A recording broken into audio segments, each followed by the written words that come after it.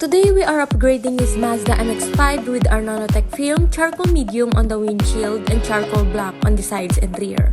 By the way guys, car tinting isn't just about style, it keeps your interior cooler, reduces glare, and protects your cabin from harmful UV rays. Our Nano-Tech tint offers high heat rejection that lasts for years, and unlike other brands, it won't fade or turn blurry after a year. And before we install the tint, very important muna yung preparation ng glass, and we make sure na malinis talaga yung surface and tinatanggal namin yung dust, small particles, and other substances na pwedeng matrap sa loob ng film. Kasi kahit na maliit na dumi lang yan, pwede siyang maka-apekto sa performance and finish ng tint once installed, and especially summer, sobrang init sa labas talaga, and if you are someone na laging nasa road or madalas na nakapark yung car sa open area, malaking help na ang quality tint. So if you are planning to upgrade your tint, especially this summer, visit LA Car Accessories at any of our 4 branches here in Makati, Parañaque, Cebu, and Davao.